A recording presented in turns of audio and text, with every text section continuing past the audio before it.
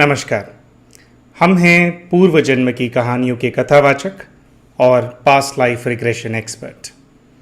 आज आप सभी भाई बहनों के लिए कहानी लेकर के आए हैं एक ऐसी बहन की जिनका अपनी शादी के 8 वर्षों के अंदर ही अपने पति से डिवोर्स हो गया और अपने विवाहित जीवन में वो अपने पति और उनके परिवार वालों के लिए एक एटीएम मशीन से ज़्यादा अहमियत नहीं रखती थी। बहन ने बताया कि उनके पति ने उनसे शादी केवल इसलिए की थी क्योंकि उनके पति और उनके पति के परिवार के ऊपर काफ़ी ज़्यादा कर्जा था और इनके पति के परिवार वालों की सोच और इनके पति की सोच यह थी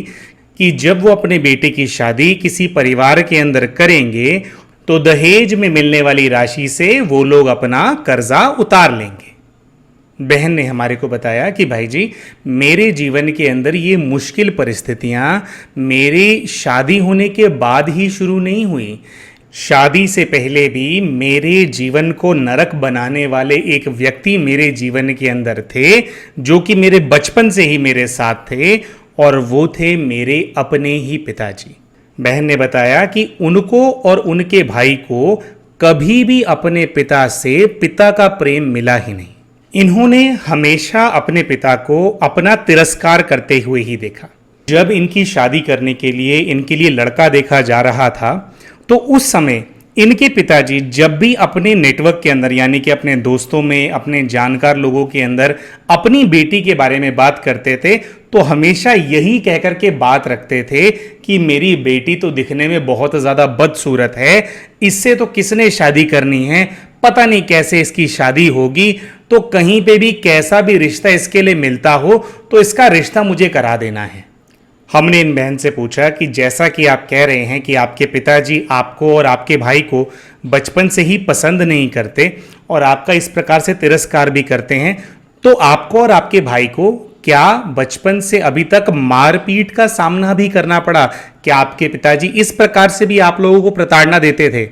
तो बहन ने हमारे को बताया कि हमारे पिताजी ने हम लोगों को कभी भी हाथ नहीं लगाया है, वो कभी भी मारपीट हमारे साथ नहीं किया करते थे, पर जब से हमने होश संभाला है तब से लेकर आज तक मैंने और मेरे भाई ने उनको हमारी किसी ना किसी बात पर केवल बेइज्जती करते हुए ही देखा है। मतलब कुछ भी ऐसा कहना और जब भी हम उनके सामने आ जाए तब कोई ना कोई बात कहना जिससे कि हमारा सेल्फ कॉन्फिडेंस, हमारा आत्मसम्मान चूर चूर हो जाए और हमारे को ऐसा लगे कि हम तो किसी लायक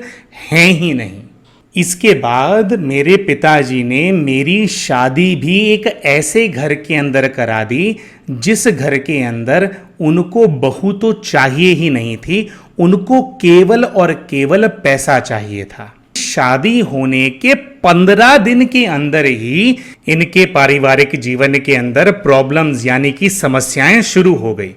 इन्होंने ऐसा बताया कि दरअसल जो इनके पति थे उनका एक दूसरी महिला के साथ पहले से ही अफेयर था, लेकिन वह इस बात को बहुत अच्छे से जानते थे कि अपने प्रेम संबंध के चलते अगर वो उस महिला से विवाह करेंगे तो दहेज वाली जो उनकी रिक्वायरमेंट है वो उनकी पूरी नहीं हो पाएगी और केवल दहेज के लालच में ही मेरे साथ उन्होंने शादी की थी और फलस्वरूप इनकी शादी के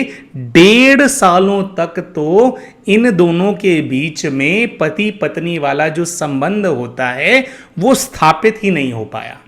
इन्होंने ऐसा बताया कि दरअसल इनके जो पति थे वो हैदराबाद की किसी बहुत बड़ी मल्टीनेशनल कंपनी के अंदर काम किया करते थे, जॉब किया करते थे और इनकी शादी होने के कुछ ही दिनों के अंदर उन्होंने अपनी जॉब को ज्वाइन कर लिया था। जिस जगह के ये लोग रहने वाले हैं वहां से हैदराबाद की दूरी लगभग 14 घंटे की है।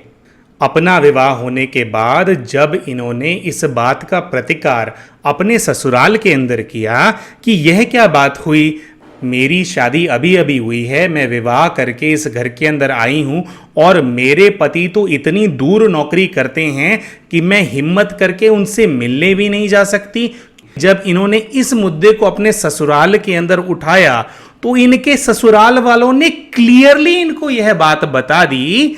कि भले ही सामाजिक रूप से तुम लोगों की शादी हो गई हो, पर जब तक तुम्हारे पिताजी दहेज में प्रॉमिस की हुई रकम को पूरा हम लोगों को नहीं चुकाते,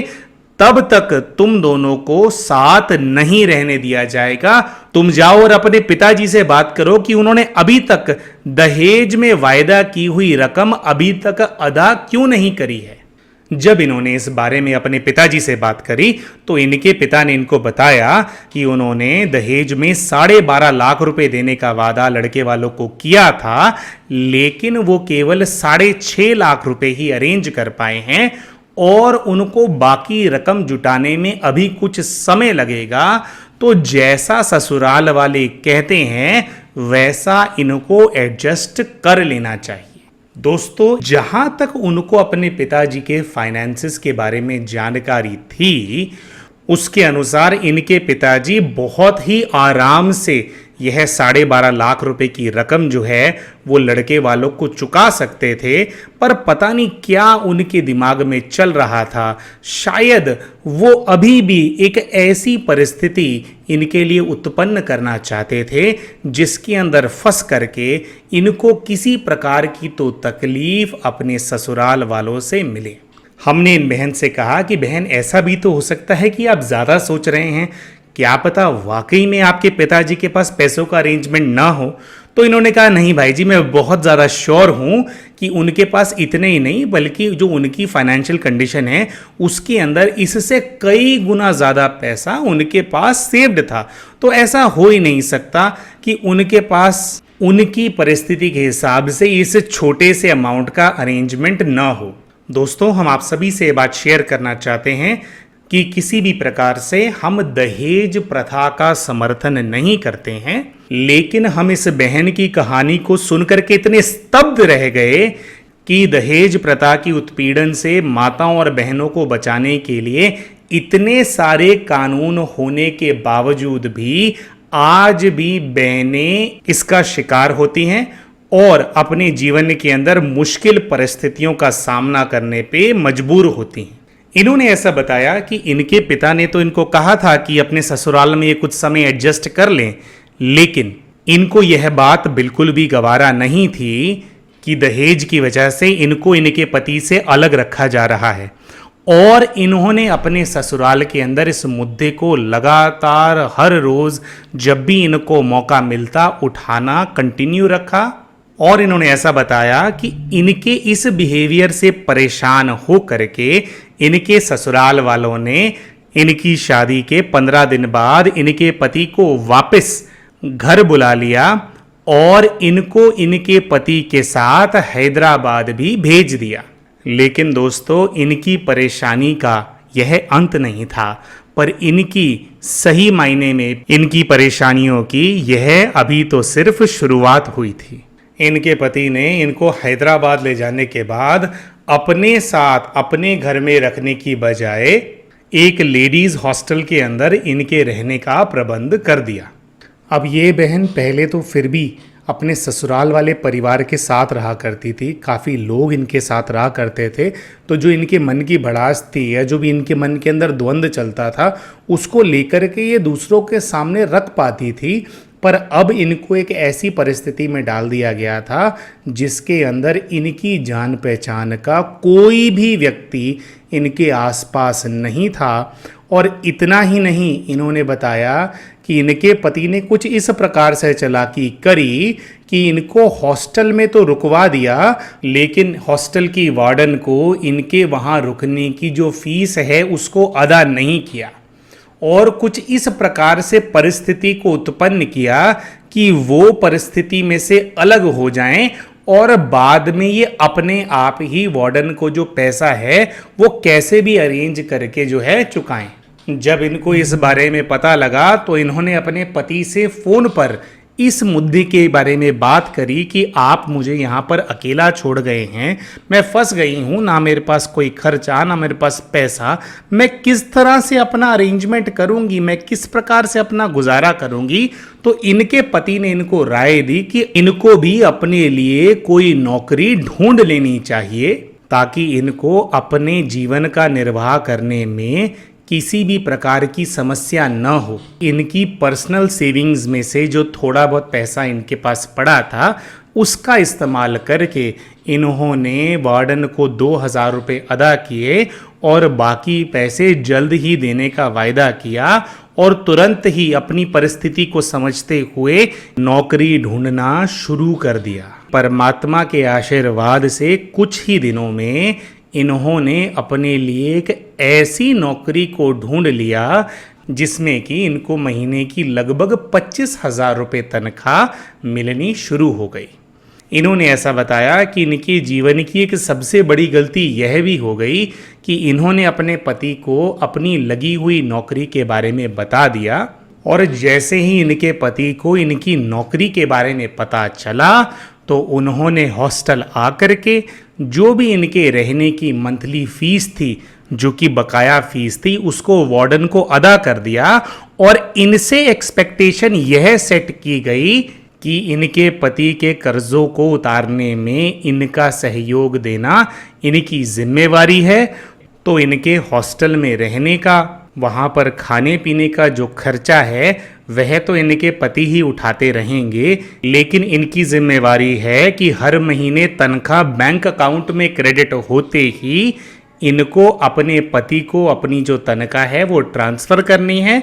ताकि अपने कर्जों के प्रति वह उस अमाउंट को यूज़ करके अपने कर्जों को उतार सके। दोस्तों, क्योंकि ये बहन एक ऐसे शहर में रह रही थी जहाँ पर इनकी जानकारी का कोई भी व्यक्ति नहीं रहता था, तो कभी कभी ये अपने पति को अपनी ज़रूरतों को लेकर के मदद के लिए कुछ फ़ोन किया करती थी।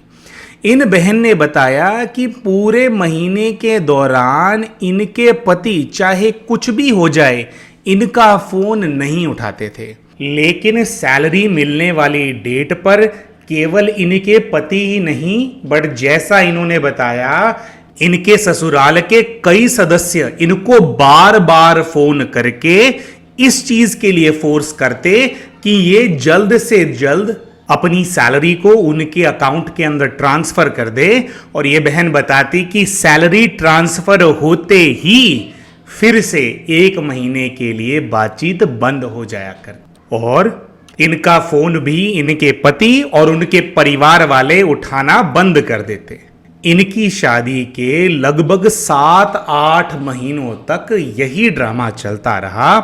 और जब इनके पिताजी ने दहेज की बकाया रकम इनके ससुराल वालों के पास जमा करा दी तो उसके बाद इनके फ़ोन इनके पति और इनके ससुराल वालों ने उठाने शुरू किए। इनके पिता ने भी वह रकम तभी ससुराल वालों के पास जमा करी जब इन्होंने अपने तरफ के रिश्तेदारों को फ़ोन कर करके अपने पिता के ऊपर रकम को पूरा जमा करने के लिए प्रेशर डाला। दोस्तों, इनकी यह बात सुनकर के तो हम और भी हैरान हो गए कि 8 महीने बाद जब इनके पिता ने दहेज की बकाया रकम इनके ससुराल वालों को चुकाई तो उस समय बकाया 6 लाख रुपए के अलावा 48,000 रुपए बतौर ब्याज के रूप में दहेज की रकम देरी से चुकाने के लिए वसूल किए गए।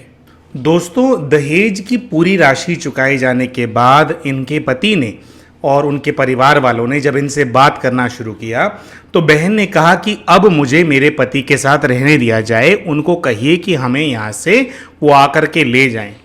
तो इनके ससुराल वालों ने शुरू में तो इस बात के लिए हामी भर दी, लेकिन कुछ ही दिनों के बाद इनके पति ने इनको फोन करके ऐसा बताया कि उनको एक दूसरी जॉब मिल गई है और उस जॉब के चलते अब उनको बैंगलोर शिफ्ट होना पड़ेगा, लेकिन इनको हैदराबाद छोड़ करके बैंगलोर नहीं जाना चाहिए क्योंकि इनकी जॉब यहां पर अच्छी लगी हुई है और उनको भी अभी बैंगलोर में सेट होने के लिए कुछ समय लगेगा। तो उन्होंने इनको इस हॉस्टल में ही रुकने के लिए मना लिया और पहले की तरह ही महीना दर महीना इनसे इनकी तनख्वाह अपने अकाउंट में लेते रहे। दोस्तों, हमारी इन बहन को हर बार एक नई कहानी सुना करके जैसे पागल सा बनाया जा रहा था और इस प्रकार से अलग रहने की इनकी यह कहानी जो है वो लगभग और 1 साल तक ऐसे ही चलती रही। पर दोस्तों, फिर एक समय ऐसा आया जब इनका सब्र का बांध पूरी तरह से टूट गया और अपने गांव जाकर जब पूरी बिरादरी के बीच में इन्होंने झगड़ा किया और एक बड़े विवाद को उत्पन्न किया, तो डरकर इनके पति बैंगलोर से इनको गांव वापस लेने आ गए और इन्होंने बैंगलोर जाकर के उनके साथ रहना शुरू किया। दोस्तों, बैंगलोर में इन दोनों को साथ रहते हुए अभी कुछ महीने ही हुए थे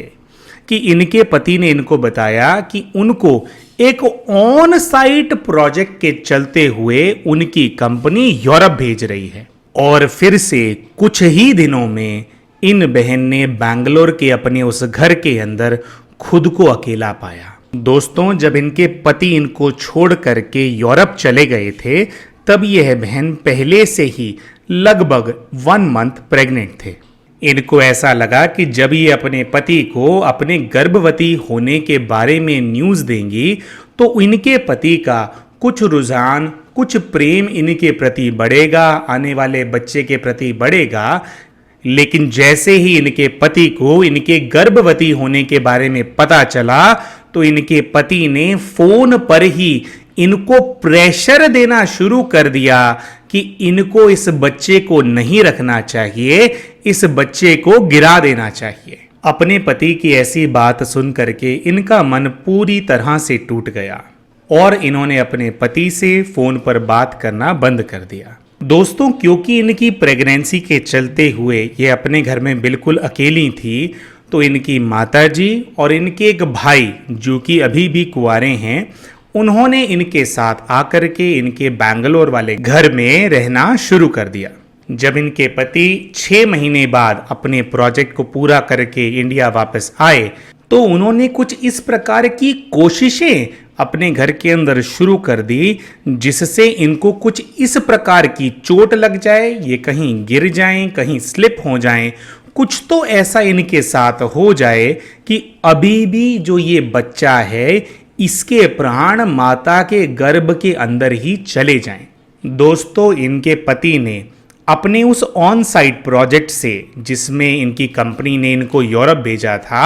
6 महीने में इतना पैसा अपने पास इकट्ठा कर लिया था कि जो भी उनके सर पर कर्जा था उसको उन्होंने उतार दिया था। अपने वापस आ जाने के कुछ ही दिनों के अंदर उन्होंने इनके सामने यह प्रस्ताव रखा कि जिस चीज के लिए मैंने तुमसे शादी करी थी वह चीज पूरी हो चुकी है, मेरा कर्जा उतर चुका है, अब मुझे तुम्हारी कोई भी जरूरत अपने जीवन के अंदर नहीं है, बेहतर यही होगा कि तुम मेरे घर से बाहर निकल जाओ। और वह इस बात को समझ गए थे कि ये बहन इस बच्चे को किसी भी हालत में गिराना नहीं चाहती हैं, तो उन्होंने इनको धमकी दी कि अगर तुम इस बच्चे की जान बचाना चाहते हो तो तुम्हारे लिए यही बेहतर होगा कि तुम यहां न रहो। अब तक इन बहन को बहुत ही अच्छे से यह बात समझ आ गई थी कि इस व्यक्ति के साथ उनका किसी भी प्रकार का कोई भविष्य नहीं है,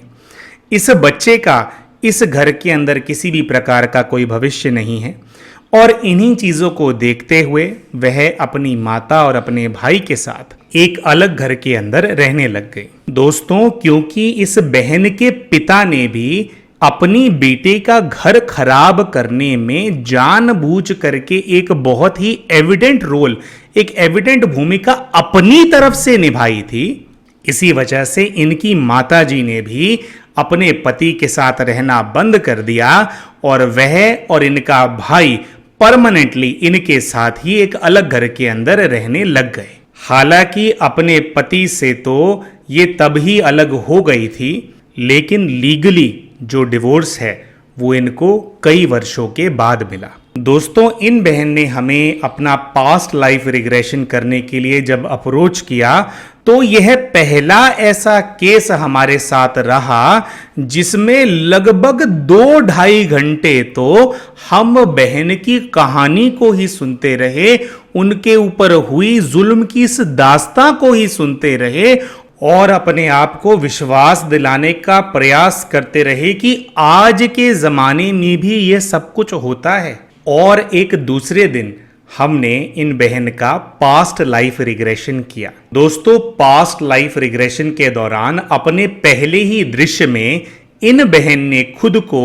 एक बड़े महल के अंदर एक राजकुमारी के रूप में देखा। इन्होंने ऐसा बताया कि मेरे महल के अंदर जैसे सब कुछ सफेद रंग का है, और इन्होंने खुद को एक 20 से 25 वर्ष की आयु की कन्या के रूप में खुद को आइडेंटिफाई किया। इन्होंने बताया कि जिस स्थान पर मैं खड़ी हूं, लगभग 50 वर्ष की आयु का एक बूढ़ा व्यक्ति खड़ा हुआ है। हमने इनसे पूछा कि यह बूढ़ा व्यक्ति क्या आपके राज परिवार का हिस्सा है? तो इन्होंने हमारे को बताया कि मुझे यह व्यक्ति एक नौकर के रूप में नजर आ रहा है। और इन्होंने बताया कि ये जो बूढ़ा व्यक्ति है ये मुझसे बहुत ज्यादा डर रहा है। इन्होंने यह भी बताया कि वह बूढ़ा व्यक्ति दरअसल इनके एक पर्सनल नौकर जैसा इनको महसूस हो रहा है,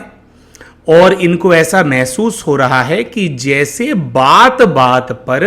ये उसको डांटती रहती हैं, उसको झिड़कती रहती हैं। इन्होंने कहा कि मैं खुद को एक बहुत ही घमंडी राजकुमारी के रूप में देख रही हूं। जब हमने इनसे पूछा कि आप देखिए और बताइए कि यह बूढ़ा व्यक्ति कब से आपकी सेवा के अंदर है, कब से ये आपके पर्सनल नौकर के रूप में आपके लिए काम कर रहा है, तो इनको कुछ ऐसी स्मृति आई कि जब से इन्होंने राजकुमारी के रूप में उस जन्म में जन्म लिया था, तब से ही यही बूढ़ा व्यक्ति इनका ख्याल रखता आ रहा है। हमने इनसे पूछा कि अगर ऐसा है तब तो इस व्यक्ति को आपसे डरना नहीं चाहिए, भले ही आप वहां पर एक राजकुमारी हैं, लेकिन फिर भी अगर कोई ऐसा व्यक्ति होता है जिसने आपको बचपन से पाल पोस करके बड़ा किया हुआ होता है, तो भले ही राजकुमारी क्या आप महारानी, रानी, राजा बन जाइए, तब भी उस व्यक्ति के प्रति तो आपके मन में सम्मान होता ही है। आप उनकी बात तो फिर भी सुन ही लेते हैं, उनके कहे में फिर भी चलते हैं। तो आप ऐसा क्यों देख रहे हैं कि एक ऐसा व्यक्ति जिसने आपको पाल पोस करके बड़ा किया वो आपसे ही डर रहा है? रिग्रेशन के दौरान दूसरे लोगों से बात करने की टेक्निक का इस्तेमाल करके इन्होंने उस बूढ़े व्यक्ति से पूछा कि आप बेवजह मुझसे इतना ज्यादा क्यों डर रहे हैं? तो उस व्यक्ति ने सामने से जवाब दिया कि मैं तुमसे डरूं नहीं तो क्या करूं, छोटी छोटी बात पर तुम मुझे बातें सुनाती रहती हो। इन्होंने अपनी महसूसता के आधार पर हमें बताया कि उस बूढ़े व्यक्ति को कुछ इस प्रकार का भाव है कि अगर उसने सामने से मेरी किसी बात का मुझे जवाब दे दिया तो उसकी झट नौकरी जा सकती है। तो चाहे उसने मुझे छोटे से बड़ा क्यों ना कर दिया हो,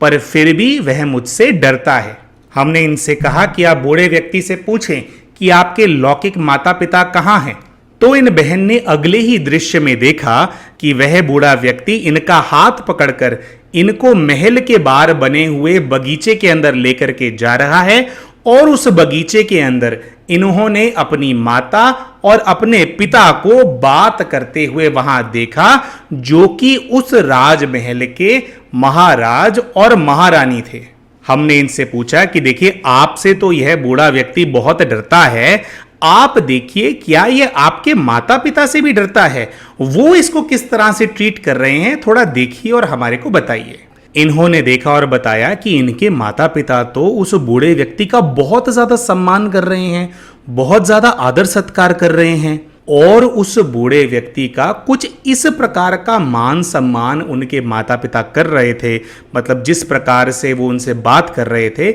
उससे ऐसा व्यतीत हो रहा था कि उस बूढ़े व्यक्ति की इतनी तो इस महल के अंदर धाक थी कि राजकुमारी भी किसी छोटे मोटे कारण के चलते तो उनको महल से बाहर नहीं निकाल सकती थी। हमने इन बहन से कहा कि हमारे को कुछ तो और बात यहां पर महसूस हो रही है, आप थोड़ा फोकस करें और हमारे को बताएं कि आपको क्या स्मृति आ रही है, क्या कोई विशेष कारण है जिसकी वजह से आपसे डर रहा है। थोड़ी देर प्रयास करने के बाद यह उस रिग्रेशन एक्टिविटी के अंदर दिख रहे समय से कुछ समय पहले के दृश्य के अंदर चली जाती हैं। इन्होंने बताया कि जैसे मैं कहीं तो ऊंचाई पर खड़ी हूं और मुझे ऐसा नजर आ रहा है कि नीले रंग का एक मैट है और नीले रंग के मैट के नीचे जैसे ये बूढ़ा व्यक्ति कुछ छुपा रहा है। अगले दृश्य में ये देखती हैं कि ये नीचे जाकर के उस बूढ़े व्यक्ति के बिल्कुल पीछे जाकर के खड़ी हो जाती हैं और जैसे ही ये उनका नाम पुकारती हैं तो वह बूढ़ा व्यक्ति पलटता है और उनको देख करके एकदम से घबरा जाता है और इनसे बार बार माफी भी मांगने लग जाता है कि मैं आगे से ऐसा बिल्कुल नहीं करूंगा, आप मुझे माफ कर दीजिए, मुझे माफ कर दीजिए। और किसी प्रकार की तो कोई चाबी है जो कि वह इनके हाथ में पकड़ाने लग जाता है। जब दृश्य में यह बहन थोड़ा आगे बढ़ती हैं तो यह बताती हैं कि वह चाबी अपने हाथ में लेकर के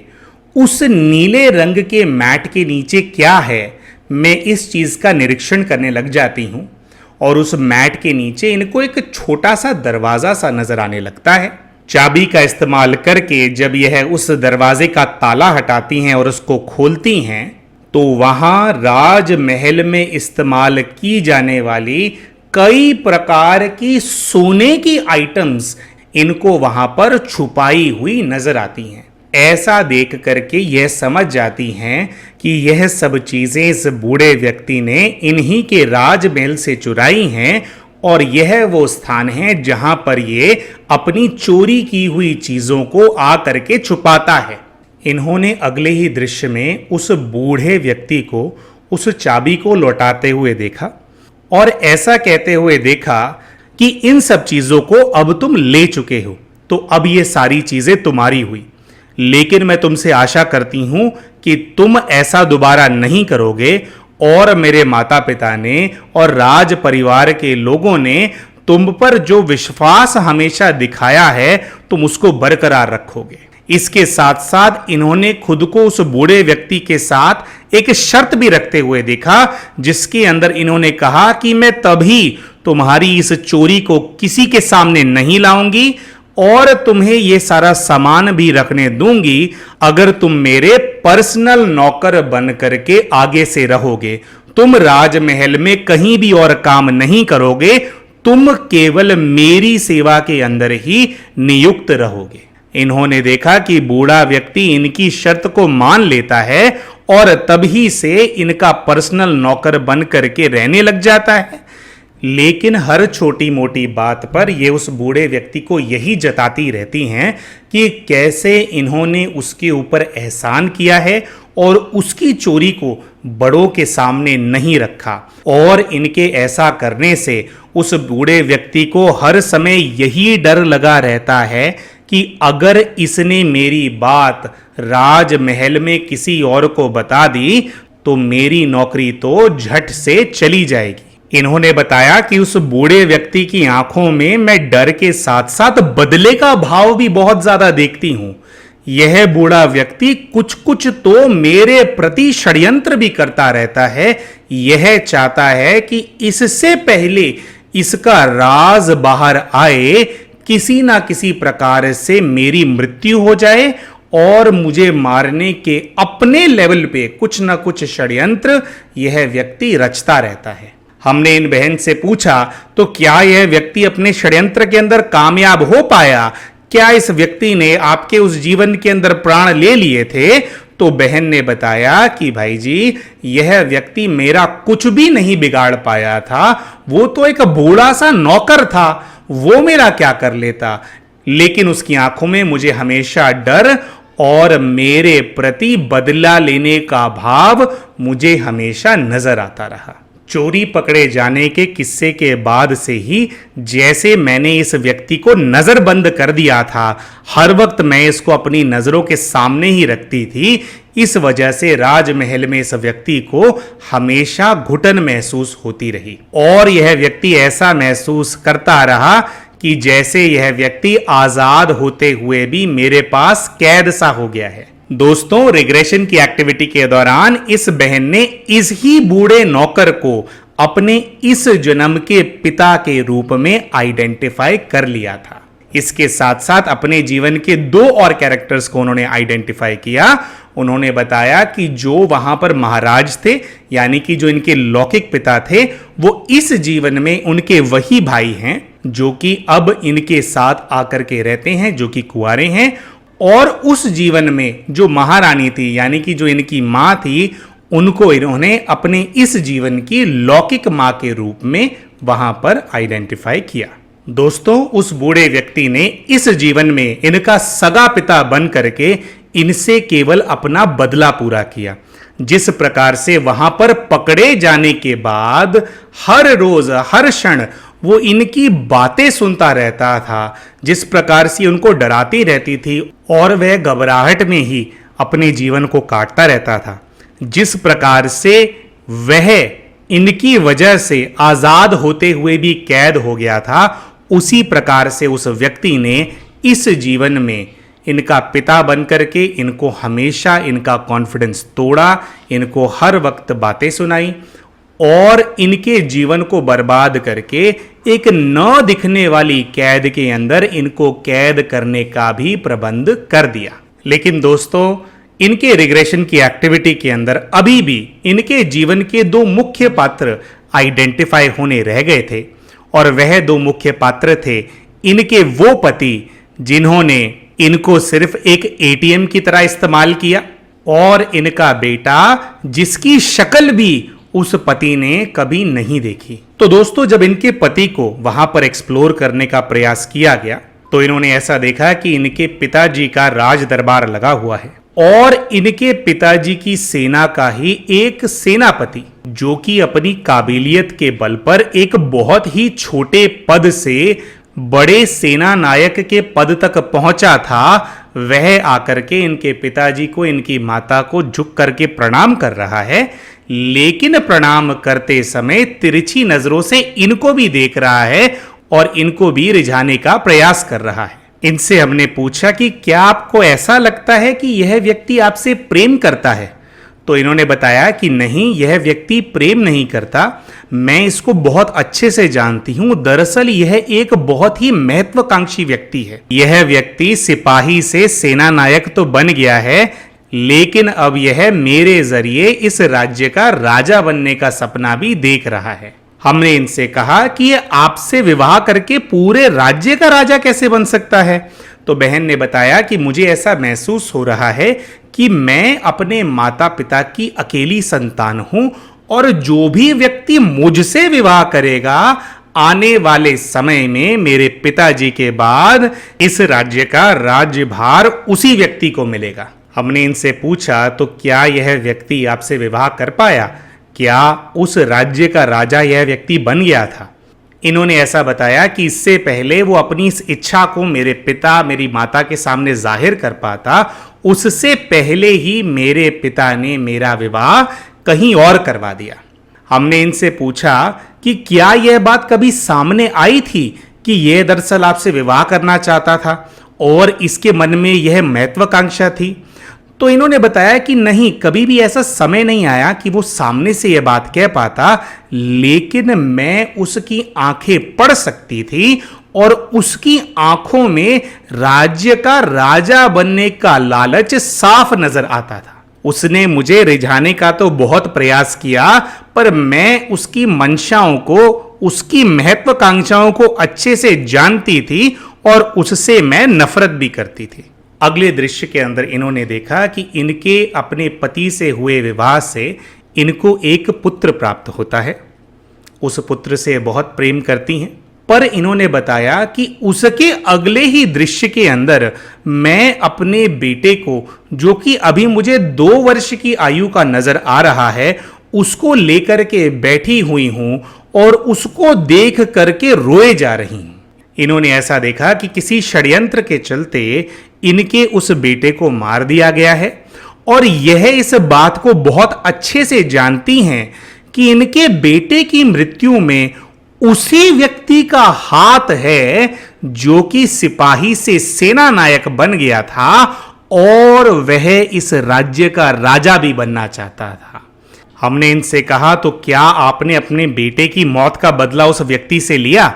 तो इन्होंने बताया कि भाई जी, जो मुझे समझ में आ रहा है, मेरे राज्य की कुछ ऐसी स्थिति है और उस व्यक्ति का ऐसा पद है मेरे राज्य के अंदर कि बिना किसी ठोस सबूत के मैं उसका कुछ नहीं बिगाड़ सकती हूं। अगर मैंने उसके खिलाफ उंगली भी उठाई तो हमारे राज्य के अंदर यह पूरी तरह से अराजकता फैला देगा और हमारे पूरे राज्य का जैसे विनाश ही कर देगा। इसलिए मैं मजबूर हूं, मैं चाहूं भी तो भी ठोस सबूत भी इसके खिलाफ इकट्ठा नहीं कर सकती, क्योंकि हमारे सभी सिपाही इसी की कमांड के अंदर हैं। तो हमने इन बहन से पूछा कि क्या कभी ऐसा हुआ कि किसी और षड्यंत्र को करके इसने आपका राज्य आपसे हथिया लिया? तो बहन ने बताया कि ऐसा यह व्यक्ति कभी भी नहीं कर पाया, लेकिन मेरे उस पुत्र को जन्म देने के बाद मैंने किसी भी और संतान को जन्म नहीं दिया, क्योंकि मैं यह बात बहुत ही अच्छे से जानती थी कि अगर हमारी कोई भी और संतान जन्म लेगी तो उसका भी ये यही हाल करेंगे और मैं किसी भी दूसरी संतान को केवल मर जाने के लिए जीवन में नहीं लाना चाहती हूँ। जब हमने इनसे पूछा कि आप देखिए आपकी इस जीवन में मृत्यु कैसे हुई, तो इन्होंने बताया कि मेरी मृत्यु बहुत ही बूढ़ी होकर के हुई है।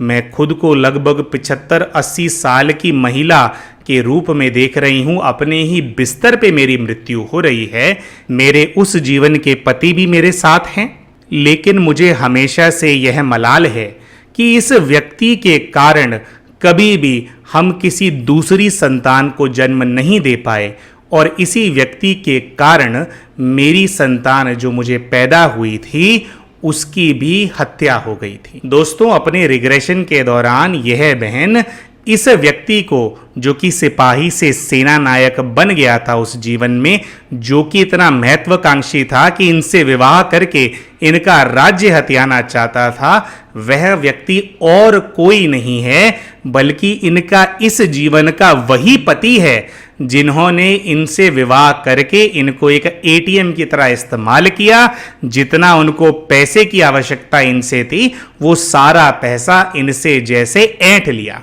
और पैसा मिल जाने के बाद इनको और इनकी संतान को अकेला छोड़ दिया। दोस्तों, इस जीवन में जो इनके पुत्र हैं वो उस जीवन के वही पुत्र हैं जिसकी हत्या करके इस व्यक्ति ने इनसे छीन लिया था। इस जीवन के अंदर यह व्यक्ति इनसे इनका पति बन करके मिला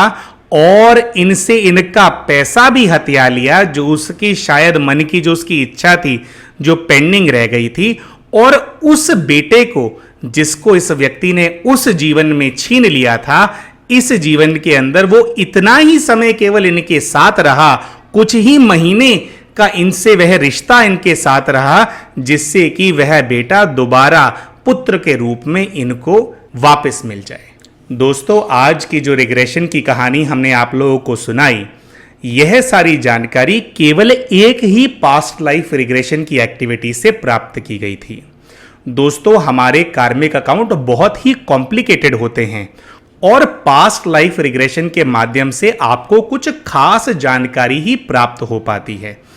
पास्ट लाइफ रिग्रेशन के द्वारा अपने पास्ट की, अपने कर्मों की हर गुत्थी को सुलझा पाना तो संभव नहीं है, लेकिन आपके जीवन में जो इमीडिएट प्रॉब्लम्स आप फेस कर रहे होते हैं उससे जुड़े हुए दृश्य, उससे जुड़े हुए पात्रों को आप अपने रिग्रेशन की एक्टिविटी के अंदर देख पाते हैं। आशा करते हैं आपको आज की ये पास्ट लाइफ स्टोरी पसंद आई होगी। अगर आपको ये स्टोरी पसंद आई तो स्टोरी को लाइक करना ना भूलें, कमेंट करके हमारे को बताएं कि आपको क्या पसंद आया, और अगर आपने अभी तक हमारे चैनल को सब्सक्राइब नहीं किया है तो चैनल को सब्सक्राइब जरूर करें। अगर आप हमसे जुड़े रहना चाहते हैं, हमारी वीडियोस और हमारे सेशंस के बारे में रेगुलर अपडेट प्राप्त करना चाहते हैं, तो इसी वीडियो के डिस्क्रिप्शन के अंदर और पिन कमेंट के अंदर हम अपने व्हाट्सएप ग्रुप का लिंक आप सभी से शेयर कर रहे हैं। उसका इस्तेमाल करके आप हमारे व्हाट्सएप ग्रुप को ज्वाइन कर सकते हैं, जिसके अंदर हम अपडेट्स रेगुलरली शेयर करते हैं। हमारी आज की कहानी को सुनने के लिए आपका बहुत बहुत धन्यवाद।